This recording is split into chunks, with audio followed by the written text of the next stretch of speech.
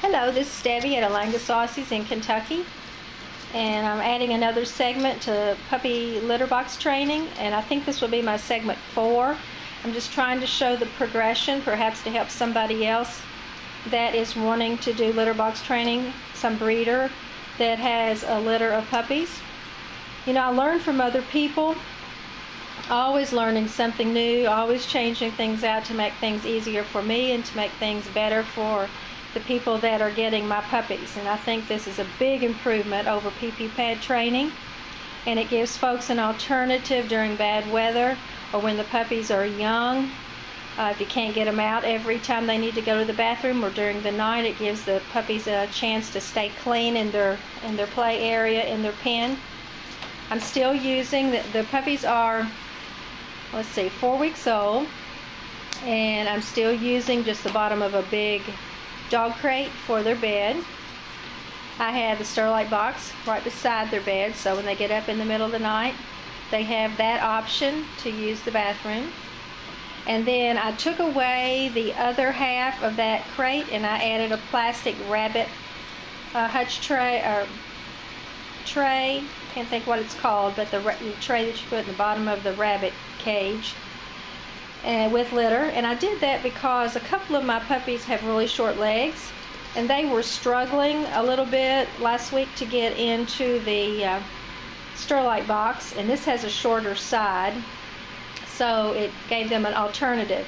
Now, as time passes, I think what I'm going to do, and I'll report later, but it looks like to me by measurement that I can fit 2 of those Sterlite boxes side by side in the back of my kennel area or my crate area, and then still have plenty of room for the puppies to play and their feeding area, a little bit separate from their potty area. And I'm going to repeat this just because I think it's worth repeating. Common sense, but something that I hadn't thought about earlier.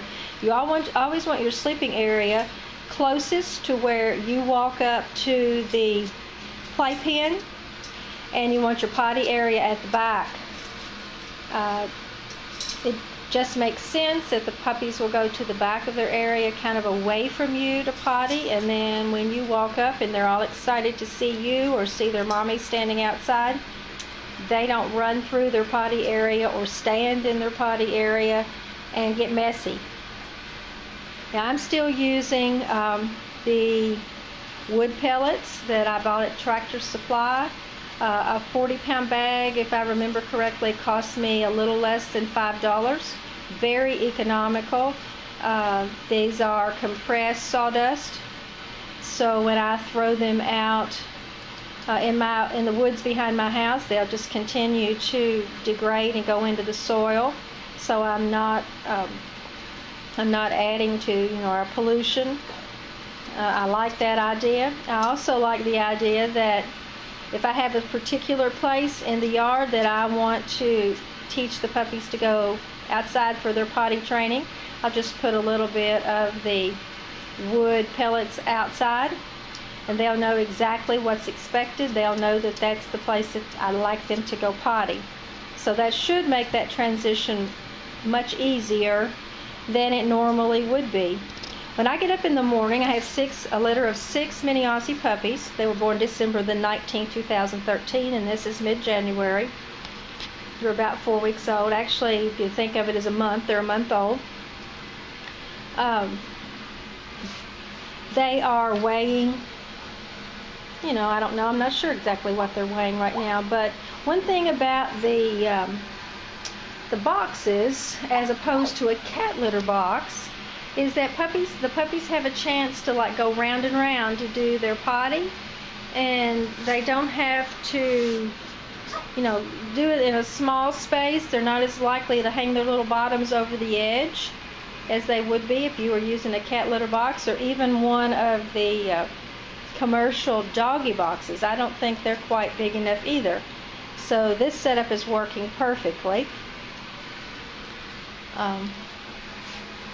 Again, I've got the cheap flooring underneath my kennel area, and I use for cleaning I use Odoban that I buy at Home Depot to help sanitize, and I just do that and kind of spray it on. I have it in a spray bottle, and then I take my steamer and I go over where I have sprayed the floor, and the steamer dries it all up, and the extra heat from the steamer sanitizes the floor so that it keeps things clean and smelling good, and keeps the puppies hopefully from getting any kind of stomach bugs, because puppies do potty and they're walking through their potty. So, we try to keep things as clean as we can.